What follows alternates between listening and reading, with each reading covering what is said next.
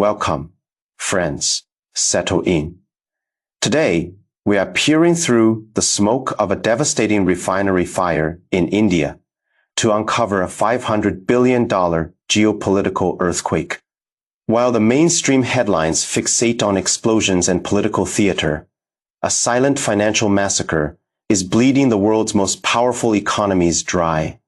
From Tokyo to Berlin and Washington to New Delhi, the sheer cost of the ongoing United States and Iran conflict is quietly rewriting the rules of global dominance. Grab a coffee, make yourself comfortable, and let us dissect the brutal mathematics of modern warfare and explore why the nations standing closest to the hegemon are the ones paying the ultimate price. Indeed, to understand the scale of this tremor, we must examine where the sparks first caught. On the 20th of April, Indian media outlets scrambled to cover a sudden, catastrophic fire that engulfed a newly constructed oil refinery. At first glance, industrial accidents are tragic yet routine occurrences. But the underlying context of this specific inferno transforms it into a profound symbol of a nation's compounding misfortunes. This was not a minor facility. It was an ambitious $8.6 billion infrastructure marvel, a joint venture aggressively spearheaded by the state-owned Hindustan Petroleum Corporation, which retained a commanding 74% stake in coordination with regional authorities, engineered to process an impressive 9 million tons of crude oil annually. This complex was poised to become one of the top 10 vital nodes in India's entire energy architecture. The political mathematics surrounding this facility were just as critical as its engineering. The refinery's completion was projected to inject over 10,000 new jobs into the local economy, securing a vital economic lifeline that would undoubtedly translate into substantial electoral capital for the ruling party. Recognizing this immense political value, Prime Minister Narendra Modi meticulously planned to attend a grand ribbon-cutting ceremony on April 21st, fully intending to platform this infrastructure triumph as a defining victory of his administration's economic vision. Yet, in a twist of brutal irony, precisely one day before his highly anticipated arrival, the core distillation unit, the very beating heart of the chemical process, erupted in devastating flames during a final operational test run meant to prepare for the Prime Minister's visit. While the exact mechanical cause of the fire remains shrouded in investigative uncertainty, this localized catastrophe is emblematic of a far more severe, macro-level unraveling that New Delhi has endured over the past 4 months. To truly understand the gravity of India's current predicament, we must broaden our perspective to the global chessboard. At the dawn of the year, Washington exerted overwhelming diplomatic and economic pressure to completely sever India's highly profitable backdoor operation of acquiring heavily discounted Russian crude oil and reselling it at a premium to the global market. The abrupt closure of this lucrative pipeline was a massive blow to New Delhi's financial ambitions. Almost immediately following this economic strangulation, the sudden, violent eruption of direct military confrontation between the United States and Iran shattered the fragile equilibrium of global energy supply chains. For a rapidly developing, energy-hungry nation like India, the consequences were instantaneous and paralyzing. The country was plunged into severe, nationwide shortages of essential resources, experiencing critical deficits in petroleum, rolling blackouts across its power grids, and a crippling scarcity of agricultural fertilizers. As if this domestic suffocation were not enough, the conflict rapidly spilled onto the high seas, with recent reports confirming that Indian commercial oil tankers have sustained direct attacks from Iranian forces in the chaotic crossfire. India's grand strategy over the past few years resembles a skilled tightrope walker who, having successfully juggled flaming torches while suspended between two warring empires, suddenly finds the high wire severed from both ends by the very geopolitical storms they sought to master. In the unforgiving arena of global power dynamics, opportunistic balancing acts often burn the brightest just before they collapse into total darkness. Furthermore, while India stumbles, the core combatants are locked in an unprecedented war of financial attrition. For over 40 days, the global geopolitical landscape has been violently reshaped by the relentless exchange of fire between the United States and Iran. When artificial intelligence algorithms and economic analysts calculate the financial fallout among the world's top 20 economies, a brutal and undeniable hierarchy of devastation rapidly emerges. Unsurprisingly, the Islamic Republic of Iran bears the absolute heaviest burden of this ongoing confrontation. A systematic and unyielding bombardment campaign has deeply penetrated the nation's borders, targeting the very lifelines of its modern economy. Across the entire country, sprawling manufacturing centers, highly classified military installations, and essential civilian logistical hubs have been systematically reduced to ash and twisted metal. According to Tehran's own internal statistical compilations, the direct structural and economic damages have already reached a staggering $270 billion. To truly comprehend the sheer scale of this destruction, we must look beyond the raw numerical value and examine the profound proportional impact. Absorbing a $270 billion loss equates to the instantaneous vaporization of roughly 60% of the nation's entire gross domestic product. This is not merely an economic recession or a temporary market downturn. It is the financial equivalent of a catastrophic seismic event, deliberately engineered to fracture the very economic bedrock of a sovereign state.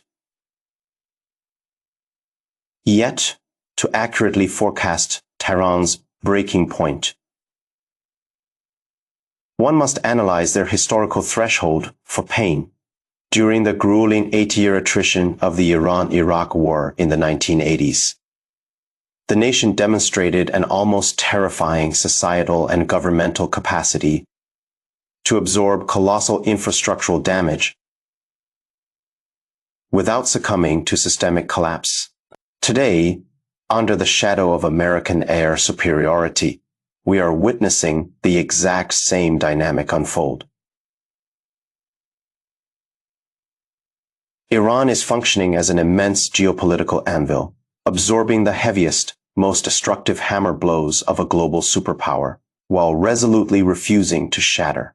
The strategic paradox here is deeply fascinating and highly instructive. Despite suffering unprecedented domestic devastation, Tehran deliberately leverages this suffering by maintaining critical asymmetric leverage across the Middle East, specifically the power to choke maritime transit routes. They ensure the subsequent price of total American victory remains unacceptably high. The fiery destruction of physical capital has not neutralized their grand strategic capacity. It reveals a terrifying reality of modern conflict.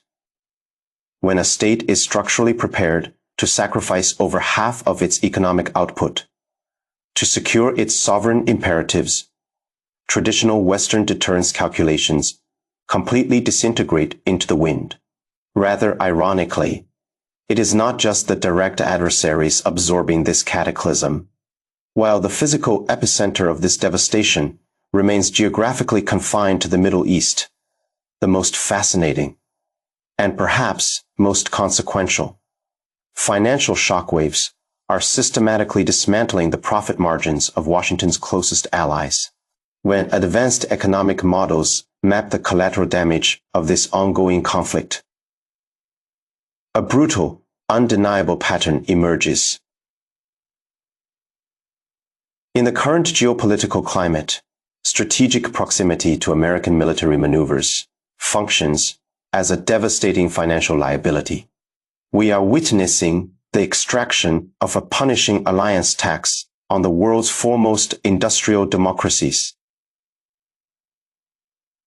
Consider the cold mathematics facing the economic pillars of the Western security architecture. Japan is currently bleeding approximately $100 billion in associated losses, a figure remarkably similar to the logistical friction experienced by China. However, the underlying vulnerabilities are profoundly different. Germany is facing a $90 billion hemorrhage, while South Korea absorbs a devastating $70 billion blow. These nations, historically protected by the American security umbrella and hosting massive forward-deployed military bases, are now watching their export-driven economies suffocate under the weight of surging crude oil prices and fractured supply lines. The mechanics of this economic bleed are entirely maritime, as vital energy corridors are transformed into active zones of asymmetrical naval warfare. The global shipping industry has been forced to radically alter its arithmetic. Commercial tankers and container ships are abandoning direct routes, embarking on massive, weeks-long detours to avoid the crossfire. This geographic reality triggers a lethal cascade of costs.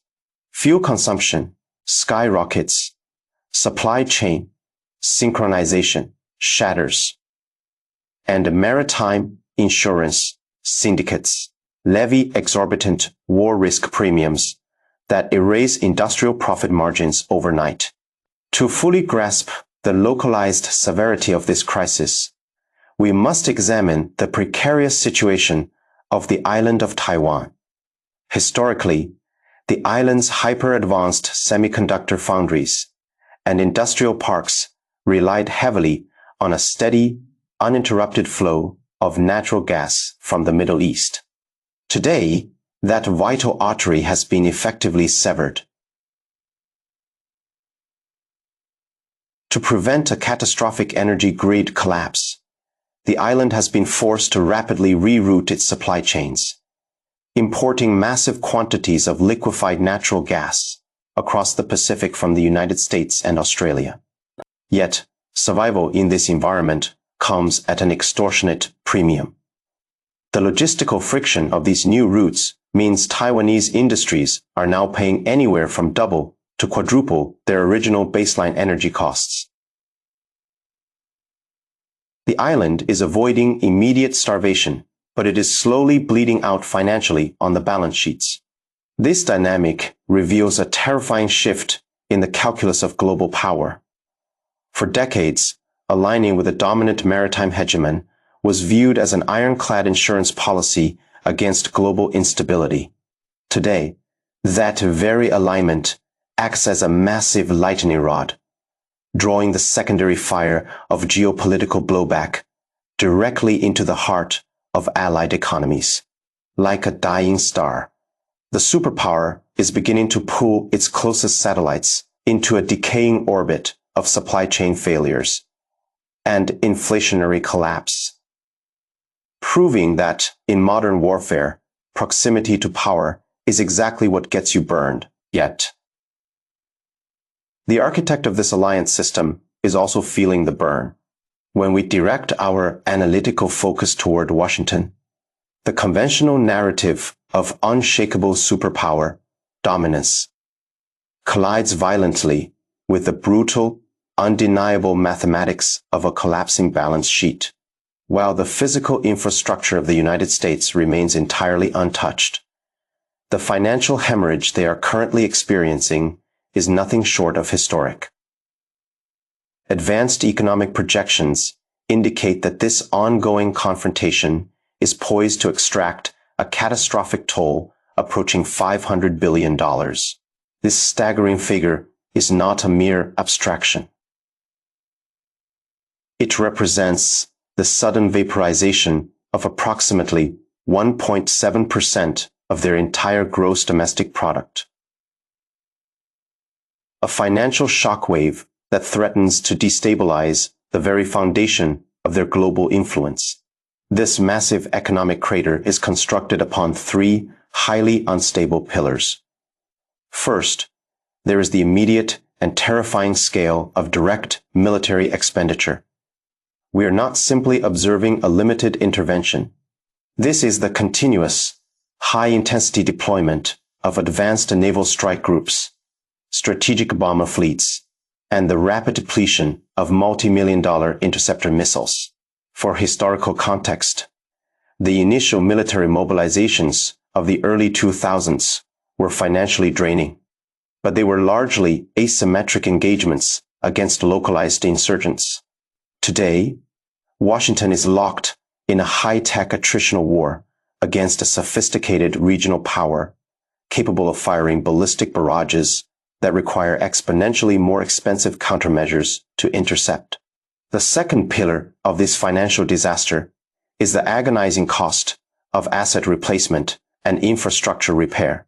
Decades of strategic investments, forward operating bases, advanced regional radar networks, and heavily fortified outposts, scattered across the Middle Eastern theater, have been systematically degraded or entirely wiped off the map. Rebuilding this security architecture, if it is even politically viable to do so, will require an astronomical injection of capital. However, the third and arguably most lethal pillar is the invisible, suffocating tax of domestic macroeconomic blowback. When the Persian Gulf burns, the resulting disruption to global energy supplies acts as a massive accelerant for domestic inflation. This structural inflation forces their central banking system into an impossible corner, deliberately suppressing domestic investment and paralyzing consumer spending just to keep prices from spiraling out of control. This brings us to a profound geopolitical realization. The sudden, intense diplomatic push from Washington to establish a ceasefire and negotiate is not simply a calculated political maneuver designed to appease voters during an upcoming election cycle. It is an act of desperate, absolute financial self-preservation. A global empire is much like a heavily armored dreadnought. Its thick steel hull can effortlessly deflect direct missile strikes. But it will inevitably sink to the bottom of the ocean if an internal financial fire is allowed to burn out of control. Ultimately, in the grand casino of global hegemony, even the house is eventually forced to fold when betting against the relentless, unforgiving mathematics of a prolonged war. Consequently, as Washington folds and its allies bleed, this brings us to the most complex and heavily scrutinized variable in this entire global equation. China. If we look strictly at the raw, unvarnished balance sheets, Beijing is undoubtedly absorbing a substantial financial hit from this prolonged conflict because it operates as the undisputed central engine of global manufacturing.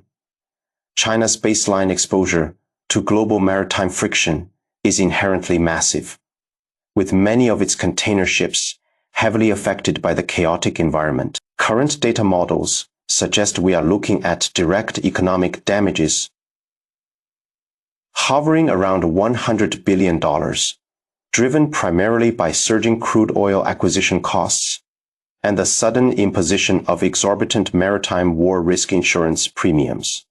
However, when we map these raw numerical losses against the sheer, monumental scale of the Chinese economy, a vastly different reality begins to take shape. That $100 billion, while a staggering sum in isolation, represents merely between 0.5 and 1% of the nation's total gross domestic product. It is a painful, unwanted friction, which is precisely why Beijing has been consistently and genuinely vocal in advocating for immediate diplomatic negotiations and a comprehensive ceasefire. They are long-term planners, and they acutely understand the corrosive effect of sustained global instability. Yet, if we pull our analytical lens back from strictly financial metrics and survey the broader grand strategic board, we see that while absorbing these economic losses, China has achieved massive success in the realm of geopolitics. How exactly does a sovereign state lose billions of dollars and still claim victory? The answer lies in the profound difference between accounting and statecraft. While the United States and its traditional treaty-bound allies are actively fracturing under the immense, crushing weight of the alliance tax, Beijing has quietly and effectively positioned itself as the globe's indispensable stabilizing force. We are currently witnessing a historic, systemic realignment, with a large number of nations steadily gravitating toward China's diplomatic orbit, actively seeking shelter from the chaotic, unpredictable storms generated by Western military interventions. To fully appreciate the brilliance of this positioning, we must fiercely contrast it with the current strategic isolation of India, which has ultimately lost out on both economic interests and geopolitics. During this entire process, throughout this crisis, New Delhi has attempted to play a highly aggressive, opportunistic game. Yet, as the smoke begins to clear over the Arabian Sea, India finds itself standing entirely alone as a pure victim of the fallout. They are absorbing massive, compounding economic damage without securing a single, tangible geopolitical victory to offset the pain. One must ask a very sobering question. In the midst of this unprecedented global crisis, how many major world leaders have rushed to New Delhi to forge new strategic alliances? There have been absolutely none. India attempted to play a chaotic, opportunistic game of geopolitical poker and ultimately surrendered all its chips, whereas China is treating the global map like a grand, ancient board of Go, quietly, patiently absorbing localized friction while methodically surrounding the chaos with structured, unbreakable stability. The ultimate lesson here is profound. In the high-stakes arena of 21st century statecraft, the most valuable currency is no longer just the petrodollar. It is the quiet, undeniable power of strategic reliability. Indeed, as the dust settles, a new epoch is forged. As the smoke slowly clears from the ruined refineries of the Indian subcontinent to the battered coastlines of the Persian Gulf, a new, undeniably harsh reality is setting in. In the intricate, unforgiving chessboard of modern global power, blind proximity to the hegemon is no longer an absolute shield. In many profound ways, it has become a devastating liability. The raw, unvarnished numbers we have explored today tell a story far more compelling than any political rhetoric. They reveal the agonizing shifting of empires and the painful, multi-billion-dollar cost of global realignments. The nations that tied their economic survival to the mast of a single superpower are now taking on water, while those who maintain strategic flexibility are quietly rewriting the rules of the future. What are your thoughts on this hidden economic war? Who do you believe will ultimately pay the highest price when the final geopolitical calculations are made? Drop your insights in the comments section below. I always look forward to reading your perspectives. If you found this deep dive valuable, please make sure to hit that like button and subscribe to the Lao Shangchang Chan channel for more unvarnished, data-driven analysis. Until next time, keep your eyes wide open and stay deeply curious.